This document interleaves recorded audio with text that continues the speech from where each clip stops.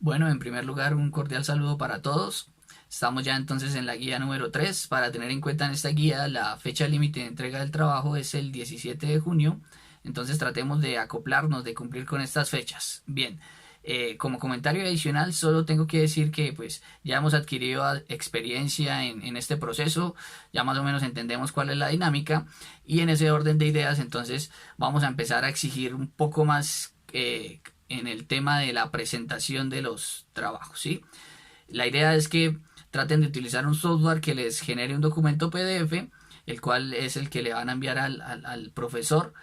De esta manera, pues la verdad es de gran ayuda porque nos permite que el proceso de calificación sea más dinámico. Entonces, la recomendación es que a partir de este trabajo se envíe un documento en PDF utilizando alguna de las aplicaciones que se encuentran en el App Store para escanear documentos.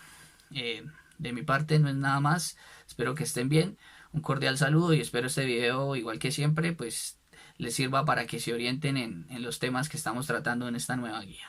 Gracias. Bueno, entonces el primer concepto que vamos a tratar en esta guía es la energía cinética. A partir de la guía 2, la guía 3 y la guía 4 van a estar todas relacionadas, todas van a girar en torno a los conceptos de energía y trabajo. Entonces, vamos a empezar a hablar de la energía. Por ahora simplemente vamos a definir un tipo de energía muy particular que pueden tener los cuerpos, ¿sí? Y se llama la energía cinética, ¿sí? La energía cinética, por definición, la vamos a denotar con las letras EC, ¿sí? Energía cinética es igual a un medio de la masa de un cuerpo que se esté moviendo, por la rapidez elevada al cuadrado. Esta energía cinética es muy especial porque se define en función del movimiento, ¿sí? La energía cinética se relaciona con el movimiento de un cuerpo. ¿Qué quiere decir eso? Vamos a definir dos situaciones. Una en la cual hay un cuerpo de masa m que está en reposo, o sea que tiene rapidez igual a cero, y otra, un bloque de la misma masa m, pero que se mueva con una determinada velocidad, ¿sí? ¿Qué es lo que pasa acá? Como la energía cinética está relacionada con el movimiento, en el primer caso la rapidez vale cero, es decir, el cuerpo está quieto, está en reposo. Por lo tanto, al elevar cero al cuadrado, multiplicarlo por los demás términos, pues lo que vamos a llegar a la conclusión es que en ese caso la energía cinética vale cero, ¿cierto? Mientras que lo que podemos decir acá, en esta segunda situación, es que como el cuerpo sí se está moviendo a una determinada rapidez, ahí la energía cinética tiene que ser diferente de cero. El valor ya depende de lo que valga la masa, lo que valga la rapidez. ¿Listo? Entonces, de aquí concluimos que para que un objeto tenga energía cinética, necesariamente tiene que estar en movimiento. Un objeto que esté quieto no tiene energía cinética. Bien, en cuanto a las unidades que tiene la energía cinética, vamos a mirarlas a partir de esta ecuación, ¿no? Entonces, tenemos masa multiplicada por la rapidez o la velocidad al cuadrado, ¿cierto?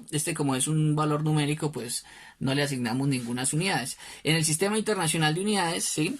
Aquí las unidades las estamos analizando en el sistema internacional. La masa se mide en kilogramos, ¿cierto? Y esto por ser una rapidez serían metros por segundo, pero como está elevado al cuadrado, pues sería metros por segundo al cuadrado. Con lo cual nos quedaría kilogramos metro cuadrado por segundo al cuadrado. ¿Listo? Uno dice, bueno, esas unidades, ¿qué son, no? Hagamos un pequeño truco, que es que como estos metros están elevados al cuadrado, los voy a separar. Voy a poner metro por metro. Entonces voy a coger kilogramo, ¿cierto? Metro por segundo al cuadrado. Y aquí afuera voy a dejar estos otros metros que eran los de metro por metro, me da metro al cuadrado. Y ustedes fíjense bien qué unidades representa esta cantidad. Kilogramo multiplicado por metro por segundo al cuadrado. Eso, si ustedes recuerdan, son los newtons, ¿cierto? Eso quiere decir que en este caso todas las unidades se reducirían, todo esto sería newton multiplicado por metro, ¿cierto? Newton metro. ¿Y ustedes recuerdan qué es un newton metro? Un newton metro lo habíamos definido en la guía anterior, se llama un joule o un julio. Entonces, a lo que llegamos, o a la conclusión que llegamos mejor, es que la energía cinética tiene unidades de joules, al igual que el trabajo. Bueno, el segundo concepto importante es la energía potencial. Digamos que es como otro tipo de energía, ¿sí? La energía potencial, en este caso, se relaciona más con la posición que tiene un cuerpo, ¿sí? Ya vamos a ver por qué se relaciona con la posición de un cuerpo. Bueno, en primer lugar vamos a definir un primer tipo de energía potencial. La energía potencial aparece en primera medida como energía potencial gravitacional. ¿Cuál es la definición de la energía potencial gravitacional? La energía potencial gravitacional se define como la masa multiplicada por el valor del campo gravitacional y multiplicada por la altura, que es, digamos, la variable que nos permite definir la posición del cuerpo, ¿sí? Entonces, en el caso de la energía potencial, cuando un cuerpo tiene energía potencial y cuando un cuerpo no tiene energía potencial. En este caso la cuestión es un poco más delicada porque depende del punto de referencia desde el cual nosotros queramos medir. Me explico un poco. Supongamos que tenemos aquí un bloque. Inicialmente lo tenemos sobre el suelo. Supongamos que esta línea que dibujé aquí de color rojo y que le puse ahí el valor de 0 representa el punto de referencia.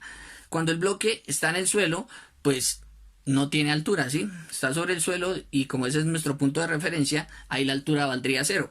Por lo tanto, cuando esté en la posición 1, ¿sí? Aquí la energía potencial en el punto 1 valdría 0.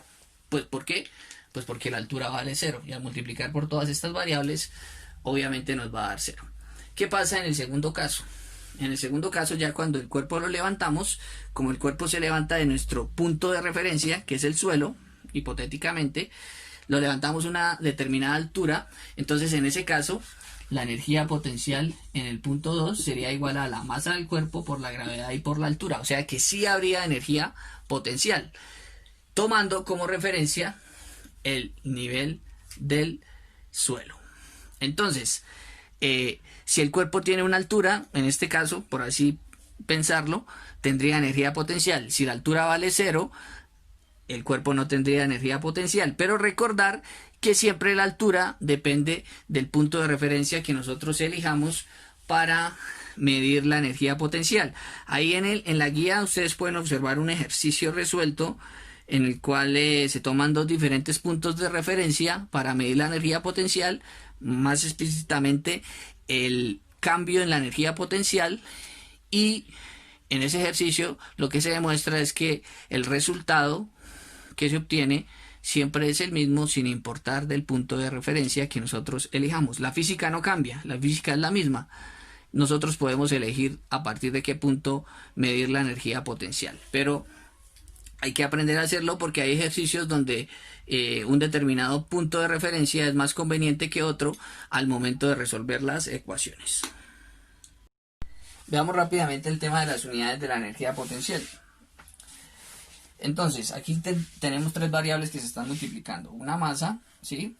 Por una gravedad, que es una aceleración, y por una altura, que es una longitud. Entonces, teniendo en cuenta unidades del sistema internacional, tendríamos masa, kilogramo, multiplicado por una aceleración, metro por segundo al cuadrado, y multiplicado por una altura que representa una longitud, o sea, metros. Ya lo habíamos visto, si lo recuerdan, lo acabamos de hacer, y habíamos visto que todo esto que acabo de encerrar en color rojo representa Newton, ¿cierto? Newton por metro, ¿cierto? Entonces, nuevamente obtenemos que la energía potencial también se mide en joules, claro.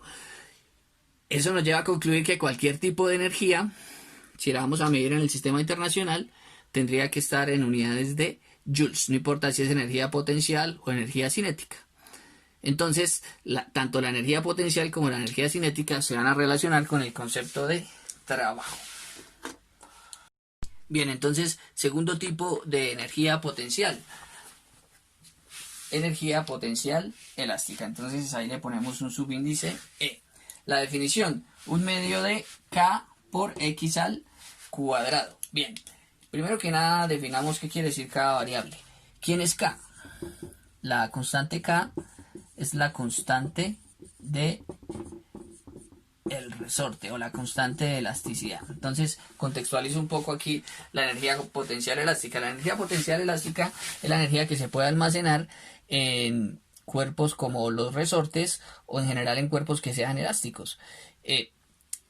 Tiene que ver con el cambio o la deformación que pueden tener esos cuerpos. Entonces, en este caso, yo lo contextualizo con el ejemplo del resorte. Tenemos aquí un resorte en una primera situación. Ese resorte, cada resorte tiene su propia constante K. Supongamos que en las dos situaciones es el mismo sistema, un resorte de constante K y un cuerpo de masa M atada al extremo. Aquí el resorte está con su longitud natural, ¿sí? Un resorte por definición tiene una longitud. Ya una vez uno lo estira o lo comprime, esa longitud cambia. Aquí lo que nos interesa es precisamente qué tanto vamos a estirar o qué tanto vamos a comprimir el resorte. En una segunda situación lo que haría yo es coger este resorte de la primera situación y aplicarle una fuerza para estirarlo un poco y tendría este caso, ¿no? Entonces, esta variable que aparece aquí en la ecuación, x elevado al cuadrado, ¿sí?, es precisamente lo que se llama la deformación o la elongación del resorte, ¿sí? Entonces, es lo que yo estire o lo que yo comprima el resorte. En este caso, lo estiré un poco y esa longitud es la elongación del resorte. Entonces, la energía potencial elástica se define en términos de esas dos variables, la constante K del resorte o la constante de elongación y la elongación como tal que sufra el resorte. Recordemos que un resorte no solo se puede estirar, también se puede comprimir. En ese caso, también la elongación estaría dada por la longitud que lo comprimamos. Para finalizar, entonces, ¿qué podríamos decir de la energía potencial elástica en el primer y en el segundo caso? Pues acá, energía potencial elástica de la primera situación, en este caso, como el resorte está con su longitud natural, la elongación vale 0, ¿sí? 0 elevado al cuadrado multiplicado por todo eso, pues valdría 0. O sea, ahí no habría energía potencial elástica porque el cuerpo todavía no se ha estirado o se ha comprimido. En la segunda situación, la energía potencial elástica en 2, como si hay una elongación, pues valdría un medio de K por X al cuadrado. Ahí sí habría un valor como tal que es diferente de 0, que ya dependería de los valores de la constante K y los valores de la elongación. ¿Cuánto lo elongué? Lo elongué o lo comprimí. 20 centímetros, 50 centímetros. Entre mayor sea esa elongación, en teoría, mayor va a ser la energía potencial elástica. Aunque todos los resortes tienen una elongación máxima, a partir de la cual, si lo seguimos estirando, ya lo que vamos a hacer es deformarlo, dañar el resorte. El resorte se daña porque se le aplica una fuerza que es mucho más grande para la cual está diseñado. Bien, para mirar el tema de las unidades de la energía potencial elástica, ya habíamos dicho anteriormente que todas las energías se tienen que medir en unidades de joules. Aquí lo que queremos más que nada es demostrar que efectivamente así es. Bien, antes que nada quiero recordar la ley de Hooke, ¿sí?, que es la ley que rige sistemas elásticos como los resortes. La ley de Hooke lo que nos hace es darnos una fórmula matemática, una ecuación matemática para calcular la fuerza en un resorte. Y la fuerza en un resorte es igual a la constante K por X, que es la elongación del resorte, ¿sí? Así en términos de magnitud. Si le pusiéramos en términos de vectores, aquí un vector, aquí otro vector, nos tocaría agregarle aquí un signo negativo, que lo que indica es que siempre la dirección de movimiento del resorte va a ser contraria a la fuerza. ¿Por qué? Porque si ustedes cogen un resorte y lo estiran, él va a tratar de comprimirse, pero si lo comprimen, él va a tratar de estirarse, ¿sí? Porque, repito, la dirección de movimiento es contraria a la dirección de la fuerza. Bien, ¿para qué recuerdo la ley de Hooke? Porque me interesa mirar qué unidades tiene la constante K. Y eso lo podemos ver en esa ecuación, ¿sí? Quitándole ya el término vectorial, dejándolo solo en magnitud, la ecuación quedaría así. Y el despeje de K, pues no es muy complicado porque la elongación que está multiplicando pasaría a dividir. Y quedaría que K es igual a la fuerza dividido entre la elongación, entre X. Y si ustedes recuerdan, la fuerza se mide en unidades de ¿qué? En unidades de Newton. Y la elongación se mide en unidades de metros. Entonces, las unidades que tendría la constante K son Newton por metro. ¿Para qué hago eso? Para que veamos las unidades de esta magnitud que es la energía potencial. Las únicas que tendrían unidades acá serían la constante K y la elongación elevada al cuadrado. La constante K, acabamos de decir, las unidades son Newton dividido entre metro. Y aquí tendríamos que multiplicar por una longitud, una elongación, ¿sí? Que en términos del sistema internacional la longitud la medimos en metros. Como está al cuadrado, pues metros al cuadrado. Y ustedes aquí se dan cuenta que metros al cuadrado se cancelan con metros y lo que nos quedaría al final nuevamente es Newton por metro. Y ya hemos dicho, Newton por metro, la retahíla de siempre es un Joule. Con lo cual, comprobamos que efectivamente la energía potencial elástica también se mide en unidades de joules. Todas las energías y todos los trabajos los vamos a medir en joules. Bien, para finalizar la última parte de esta guía, lo que se trata es la relación entre la energía y el trabajo. Definimos en términos generales dos tipos de energía, la energía cinética y la energía potencial. Entonces, vamos a relacionarlas con el concepto de trabajo, que como vimos, ambas cantidades tienen las mismas unidades, ambas se miden en joules. Entonces, primer, por así decirlo, principio es el del trabajo y la energía cinética. ¿Qué dice ese principio? Que el trabajo es igual a el delta de la energía cinética. Recordemos que este delta representa un cambio o una variación. Entonces el trabajo es igual al cambio o la variación de la energía cinética. Escribiéndolo un poco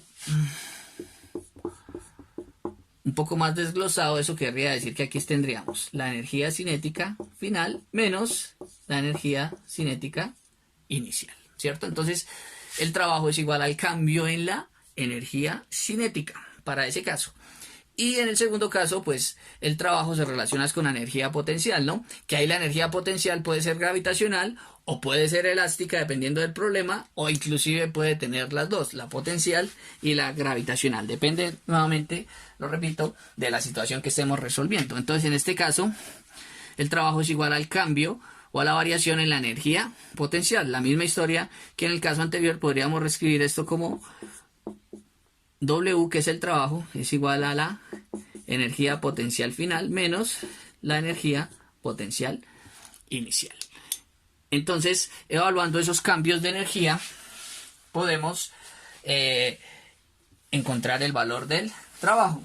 Estas dos ecuaciones, ¿sí?, nos permiten resolver bastantes problemas. Y ya con la guía 4 introduciremos el concepto de conservación de la energía. Y ahí sí podremos resolver casi que la gran mayoría de situaciones que se nos presenten de estos ejercicios. Bueno, para finalizar vamos a resolver un ejemplo de todas estas situaciones. Específicamente voy a resolver el ejercicio número 8 que aparece en la guía. Tenemos 9 ejercicios, en su gran mayoría ejercicios bastante simples. Los puse así para que se vayan acoplando a las ecuaciones, vayan aprendiendo los términos que manejan y vayan acostumbrándose a los despejes que toca hacer. La gran mayoría de despejes muy simples que ya deberían saber hacer.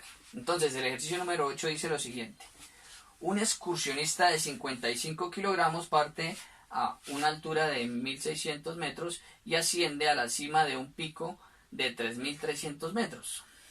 Primera pregunta. A. ¿Cuál es el cambio en la energía potencial del excursionista? Segunda pregunta. B. ¿Cuál es el trabajo mínimo requerido por el excursionista? Y tercera pregunta. C. Dice, ¿el trabajo real puede ser más que esto? Explique por qué. Bueno, en primer lugar, siempre, como lo he aconsejado, al resolver un ejercicio de física, veamos qué datos nos dan. Entonces decía, un excursionista de 55 kilogramos. De una vez relacionamos la unidad con la magnitud, que es la masa. Masa, 55 kilogramos. Esa es la masa del cuerpo que se mueve, que en este caso es una persona. Parte de una altura de 1600 metros y asciende a la cima de un pico de 3300 metros. O sea que tenemos dos alturas. Voy a llamar a la primera H1 y a la segunda H2. La primera altura nos dice que es de 1600 y la segunda de 3300. 1600 metros y aquí 3300 metros, ¿cierto? Ambas alturas en metros, lo cual es una ventaja porque ya están las unidades del sistema internacional. Si no llegan a estar las cantidades en los problemas en unidades del sistema internacional, pues nos toca convertirlas a unidades que sí sean del sistema internacional. Por ejemplo, si hay una rapidez en kilómetros por hora, pues la pasamos a metros por segundo para así poder que la respuesta nos den unidades de joules. Listo. Esos son los datos que nos da el problema. Y ahora lo que nos preguntan básicamente es, en la parte A, ¿cuál es el cambio en la energía potencial? ¿Sí? ¿Cuál es el delta de la energía potencial? Y en la parte B lo que nos pregunta es cuál es el trabajo. La tercera pregunta, la del inciso C, ya es una pregunta de carácter más conceptual. Al final la contestamos. Entonces, voy a caricaturizar un poco el problema, ¿no? Entonces, supongamos que aquí está el nivel del mar, ¿sí? Porque generalmente las alturas de las montañas se miden sobre el nivel del mar, ¿cierto? Aquí va el individuo en una primera situación y ya al final está en la cima de la montaña. Bueno, no sé si es la cima, pero está en un punto más alto, ¿sí? Entonces, vean que aquí, como es un problema de energía potencial, es muy importante definir el punto de referencia. El problema es el que lo define, porque nos dice que en esta primera situación habría una altura 1, que ya sabemos de 1600 metros, y aquí subiría hasta una altura 2. Como hay un cambio en las alturas, debe haber necesariamente un cambio en la energía potencial. Bien, muy sencillo aquí hacer entonces la primera parte.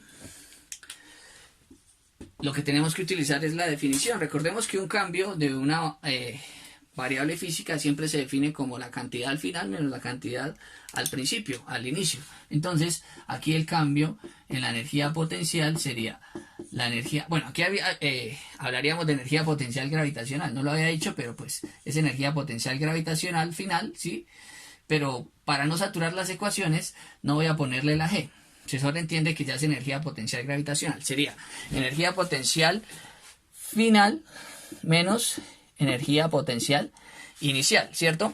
Veamos, sería delta de E sub P igual. ¿Cuál es la energía potencial final? Pues la masa por la gravedad por la altura al final. En el punto final él estaría a una altura H2 menos la energía potencial inicial, que nuevamente sería la masa por la gravedad y por la altura inicial. La altura inicial sería H1, ¿cierto? Entonces sería cambio en la energía potencial, masa por gravedad por altura 2 menos masa por gravedad por altura 1. Lo único que cambian son las alturas. Entonces, para hacer el cálculo, yo veo que aquí mg y mg se repiten. Entonces los voy a tomar como factor común. Entonces, masa por gravedad es factor ¿de quién? Ah, pues de H2 menos H1. Y encontrando esa diferencia en las alturas, multiplicándola por la gravedad y multiplicándola por la masa, voy a tener ese cambio en la energía potencial. Vamos a ver cuál es el valor numérico de esa cantidad.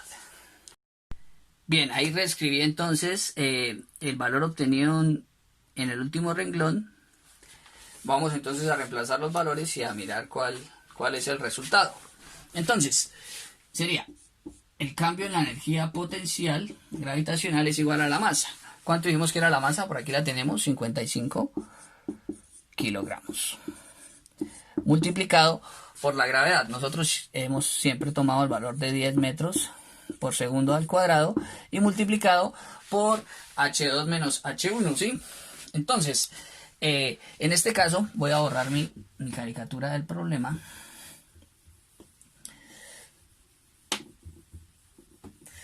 ¿Cuánto vale H2 menos H1? Entonces sería 3.300 metros menos 1.600.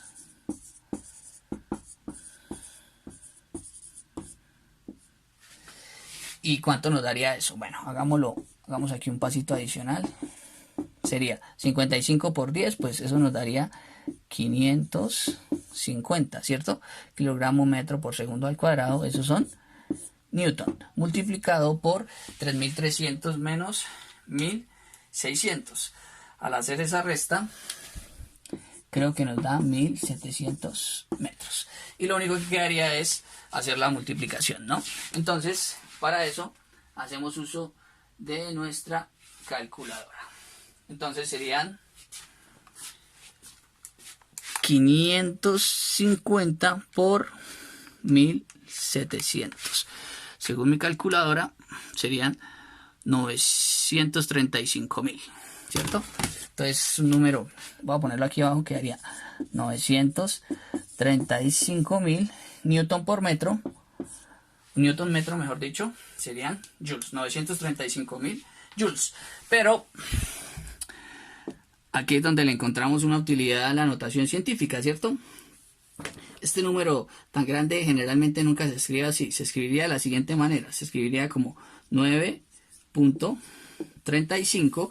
Como originalmente el punto decimal estaba acá y yo lo corro 1, 2, 3, 4 y 5 casillas, sería por 10 a la 5, ¿ok? Joules. Así como yo escribí esta respuesta, es que les gusta a los físicos y a los profesores de física que se escriban ese tipo de cantidades. Entonces, con eso llegamos a la conclusión de que el cambio en la energía potencial es de 9.35 por 10 a la 5 joules o 935.000 joules. Veamos a cuánto es igual el trabajo. Bueno, ahora para la parte B. Aquí en la parte B nos piden que calculemos el trabajo que se hace en ese caso. Cuando uno va a calcular el trabajo, pues uno se acuerda de la definición que habíamos dado en la guía anterior, que era la fuerza por el desplazamiento y por el coseno del ángulo que formen esos dos, ¿no? Y uno se pone a pensar, bueno, el desplazamiento tal vez sería el cambio de las alturas, ¿sí? Pero la fuerza y el ángulo, entonces, ¿cómo hago ahí para calcular el trabajo? Recuerden el último concepto que introdujimos en este video, ¿sí? Que era el teorema que relaciona la energía y el trabajo. En ese caso, para la energía potencial, teníamos que el trabajo es igual al cambio en la energía potencial, ¿cierto? Al delta de E sub P, ¿sí? Y en este caso, pues precisamente lo que nosotros acabamos de calcular en el caso anterior, en el inciso anterior, pues fue el cambio en la energía potencial.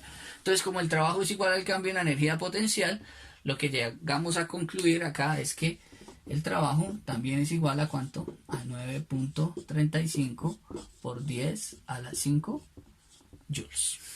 Es la misma respuesta porque el trabajo es igual al cambio en la energía potencial. Entonces, no hay necesidad de utilizar esta definición en estos casos. Siempre y cuando ustedes no vean fuerzas o demás en el problema, pues ustedes no se preocupen, ¿sí? Entonces, ese sería el resultado también para el inciso B. Nos quedaría faltando el inciso C. El inciso C lo que nos preguntaba era, ¿el trabajo puede ser más que esto? Explique por qué. Entonces, ¿cuál es la respuesta a esa pregunta? ¿Será que el trabajo puede ser más grande? ¿Puede ser mayor? Sí, el trabajo en realidad sí puede ser mayor. ¿Por qué? Porque El tipo está subiendo una montaña, ¿no? Pero las montañas no todas las montañas son, por así decirlo, pendientes, por lo menos no todo el recorrido. Entonces, fíjense que cuando el individuo está subiendo acá, está efectivamente haciendo un cambio en la energía potencial, pero ya si va a recorrer en un terreno que sea plano, en ese caso no está cambiando su energía potencial porque no está cambiando su altura, pero sí se está desplazando. Tal vez hay un trabajo asociado a la energía cinética y el cambio total o el trabajo total sí sea mayor, porque hay puntos donde el excursionista se desplaza, pero no está realizando un cambio en la energía potencial. Y aquí solo estamos teniendo en cuenta los cambios de la energía potencial. Tal vez si tuviéramos en cuenta también los cambios en la energía cinética, podríamos tener un valor más aproximado del trabajo real que hace el excursionista. Entonces, la respuesta al inciso C es que sí puede ser mayor el trabajo real. Listo. Con eso digamos que es un ejemplo para que veamos cómo se aplican algunos de los conceptos.